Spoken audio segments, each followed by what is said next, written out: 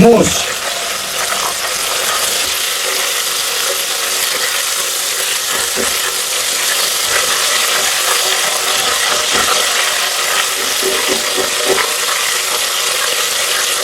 Γεια σας φίλοι μου καλοί και καλώς ήρθατε. Καλαμαράκια τηγανιτά σαν της ταβέρνας σας έχω φτιάξει. Σήμερα θα το επιχειρήσω και με θράψαλο. Δεν βρήκα καλαμάρια, γι' αυτό πήρα θράψαλα. Έτσι θα έχουμε και ένα μέτρο σύγκρισης. Να δούμε τέλος πάντων αν η διαφορά είναι μεγάλη. Λοιπόν, οι κύριες διαφορές μεταξύ καλαμαριού και θράψαλου είναι οι εξής. Το πιο χαρακτηριστικό είναι τα πτερίγια. Στο καλαμάρι τα πτερίγια ξεκινούν από τη μέση του σώματος και εκτείνονται προς τα πίσω, ενώ στο θράψαλο τα πτερίγια είναι κοντά, τριγωνικά και βρίσκονται μόνο στην άκρη. Κάτι σαν βέλος. Το φρέσκο καλαμάρι έχει πιο ανοιχτόχρωμο ροζ λευκό δέρμα. Το θράψαλο έχει έντονο κοκκινοκαφέ δέρμα. Το καλαμάρι είναι πιο τρυφερό, το θράψαλο είναι πιο τραγανό, πιο σκληρό και έχει πιο έντονη γεύση. Τα πλοκάμια του καλαμαριού είναι γενικά πιο λεπτά και έχει δύο τα οποία είναι πάρα πολύ μακριά, ενώ του θράψαλου είναι συχνά πιο χοντρά και ανισομερή. Το καλαμάρι θεωρείται ανώτερης ποιότητας και είναι ακριβότερο, ενώ το θράψαλο είναι η πιο οικονομική επιλογή. Γι' αυτό σήμερα πάμε με λιγότερα. Θα τους βγάλουμε πρώτα τα εντόστια. Πιάνουμε πίσω από το κεφάλι, κρατάμε το σάκο και τραβάμε.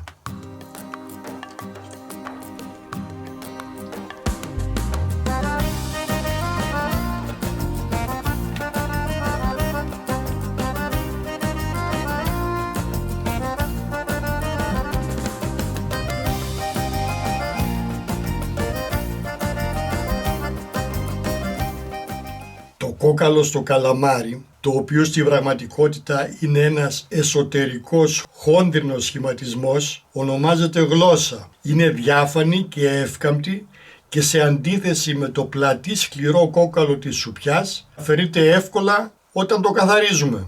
Αυτή στηρίζει το σώμα του καλαμαριού. Το στόμα του καλαμαριού του θράψαλου μοιάζει σαν ράμφος. Σαν ράμφος από παπαγαλάκι. Αυτό βγαίνει πάρα πολύ εύκολα. Το πιέζουμε από την πίσω πλευρά και το πιάνουμε με το χέρι μας στο άλλο και το βγάζουμε. Θα βγάλουμε και τα μάτια, γιατί στο τηγάνι μπορεί να εκραγούν. Όλο αυτό τώρα τρώγεται. Αν θέλουμε μπορούμε να βγάλουμε και αυτή τη μεμβράνη, αλλά και να την αφήσουμε, το ίδιο κάνει. Τώρα θα το κόψουμε σε ροδέλες. Οι ροδέλες θα είναι περίπου 2 εκατοστά. Φυσικά ανάλογα και το καλαμάρι ή το θράψαλο πόσο μεγάλο είναι. Αυτό δεν είναι και τόσο μεγάλο, οπότε θα τις κόψω εκεί. Και εδώ που είναι τα πτερίγια το μοιράζουμε στα δύο. Έτσι ακριβώς. Για να σας δείξω, αυτή η μεμβράνη βγαίνει πάρα πολύ εύκολα. Αν θέλετε να τη βγάλετε μπορείτε να τη βγάλετε. Είναι μια πέτσα την οποία τραβάμε και την αφαιρούμε όπως νομίζετε. Το κεφάλι με τα πλοκάμια, αν είναι πολύ μεγάλο, το κόβουμε στα δύο. Αλλιώς το αφήνουμε ολόκληρο και το τηγανίζουμε όπως είναι. Αυτό θα είναι και το πιο τραγανό σημείο του καλαμαριού ή του θράψαλου. Ένας άλλος τρόπος για να κόψουμε τα μικρά καλαμάρια ή τα θράψαλα, αντί να τα κάνουμε ροδέλες, τα αφήνουμε ολόκληρα, κόβοντας τις ροδέλες όχι πέρα για πέρα. Στην περίπτωση αυτή όμως θα βγάλουμε την πέτσα για να μην μαζέψει στο τηγάνισμα. Θα το διπλώσουμε στο σημείο της ράχης και θα κόψουμε τώρα τις ροδέλες στο ίδιο πάχος, αλλά όχι πέρα για πέρα. Έτσι θα το τηγανίσουμε ολόκληρο. Τώρα τα καλαμάρια τα πλένουμε με νερό της βρύσης ή δεν τα πλένουμε. Άμα θέλουμε να έχουμε τη γεύση της θάλασσας, δεν τα πλένουμε. Αλλιώς μπορείτε να τα πλύνετε. Τα κομμένα καλαμάρια θα τα σκουπίσω με χαρτί κουζίνας, όσο μπορώ να πάρω πιο πολλά υγρά, και είμαστε σχεδόν έτοιμοι να τηγανίσουμε. Για το αλεύρωμα, εγώ χρησιμοποιώ μισό αλεύρι για όλες τις χρήσεις και μισό καλαμποκάλευρο. Μπόλικο ψηλό αλάτι. Μην το φοβάστε, ούτως ή άλλως πολύ λίγο αλεύρι παίρνουν τα καλαμάρια.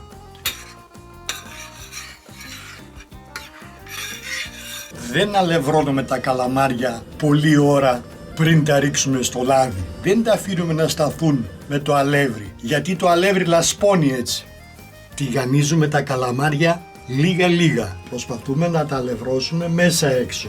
μία μερίδα κάθε φορά. Μην ρίξετε πολλά μέσα στο λάδι, θα πέσει η θερμοκρασία και δεν πρόκειται να βγουνε τραγανά. Η θερμοκρασία πρέπει να είναι πολύ υψηλή. Αν έχετε ένα θερμόμετρο να τη μετρήσετε, καλά είναι να είναι η θερμοκρασία γύρω στους 180 βαθμούς. Τώρα αν θα χρησιμοποιήσετε ελαιόλαδο, δικαίωμά σας. Άμα είστε παραγωγός το κάνετε. Εγώ θα βάλω σπορέλαιο. Δεν τα αφήνουμε πολλή ώρα μέσα στο λάδι. Μόλις αρχίσουν και παίρνουν χρώμα, τα βγάζουμε. Αν τα αφήσουμε παραπάνω, μπορεί να γίνει πιο έντονο το χρώμα τους εξωτερικά, αλλά μέσα θα γίνουν σαν λάστιχο. Χρησιμοποιήστε βαθύ σκεύος για να γλιτώσετε τις πιτσιλιές, γιατί το καλαμάρι πιτσιλάει. Επίσης το λάδι να είναι μπόλικο, τα καλαμάρια να κολυμπάνε. Όσο λιγότερο λάδι έχετε μέσα, τόσο πιο γρήγορα θα πέφτει η θερμοκρασία του. Τινάζουμε το περιττό αλεύρι και τα κρεμάω σε μία κουτάλα. Περιμένω να κάψει το λάδι. Εδώ είμαστε. Πάμε τα πρώτα.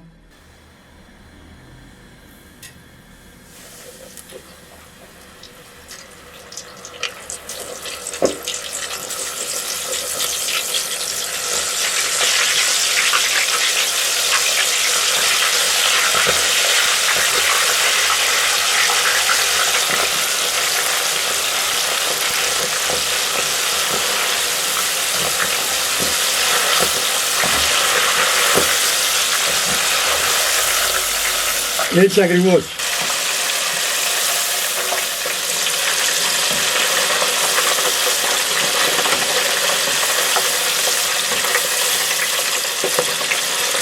Είναι ήδη έτοιμα. Δεν πήρε ούτε 1,5 λεπτό. Τα βγάζω.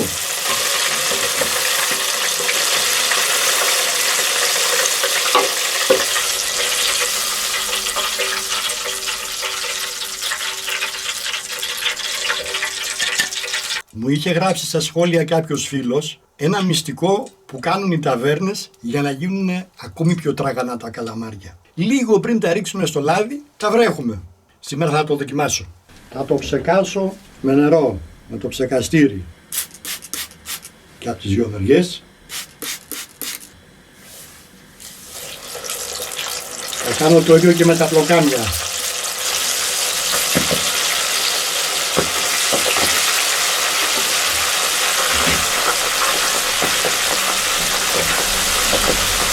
Το βγάζω.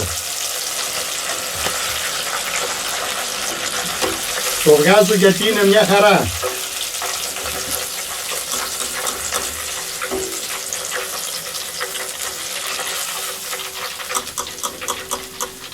Αυτό είναι. Για να ακούσουμε.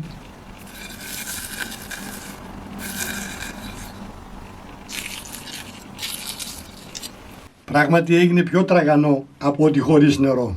Να και τα πρώτα που ήταν σε ροδέλες και εδώ το ολόκληρο. Διαλέγετε και παίρνετε.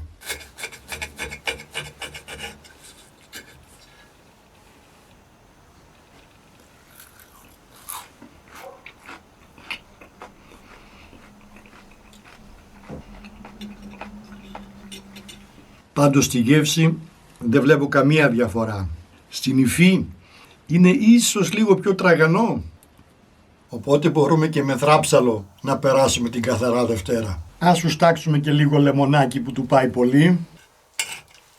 Μια χαρά είναι και το θράψαλο, μια χαρά.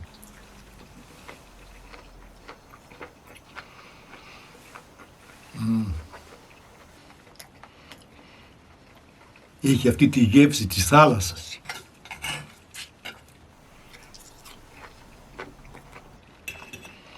Πάντως και τα θράψαλα μια χαρά τα βρίσκω.